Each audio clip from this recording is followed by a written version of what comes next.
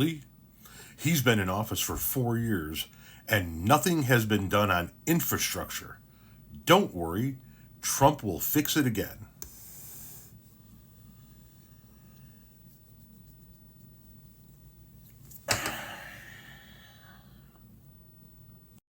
The Infrastructure Investment and Jobs Act, aka Bipartisan Infrastructure Law, was signed into law by President Biden on November 15th, 2021.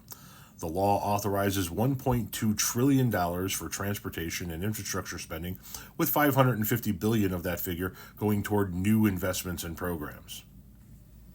In fact, the Republicans who voted against it have been trying to take credit for it. Billions of dollars in infrastructure funding are flowing into cities and towns nationwide nearly 3 years after Congress passed a $1.2 trillion bipartisan bill approving the cash. And some vulnerable House Republicans are tactically taking credit for the local funds despite opposing the bill.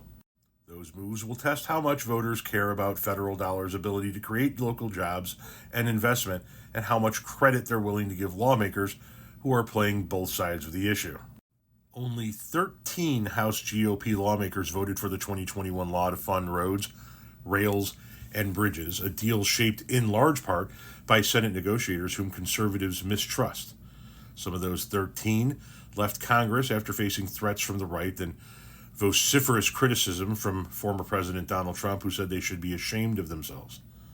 The vast majority of Republicans opposed the bill due to the huge price tag, and many simply didn't want to give Joe Biden a win. You can pause to read this, but here it begins to break down just some of the Republicans who voted against the measure and how much their districts have been approved to get and how much they've already gotten. For example, Marionette Miller Meeks, Republican from Iowa's 1st Congressional District, has been awarded in total $470 million for her district, with $298 million of it already been outlaid. David Schweikert of Arizona's 1st, his district has been appropriated $223 million, and he's already gotten $204 million of it. Scott Perry in Pennsylvania's 10th Congressional District was promised $432 million and has already got $124 million of it. Brian Steele of Wisconsin's 1st Congressional District, his district has been promised $96 million, and he's already gotten $80 million of that. Or as you say, he's done nothing for infrastructure. Trump will fix it. Trump couldn't get an infrastructure deal passed when his party was in control and he was in the White House. Biden got that done.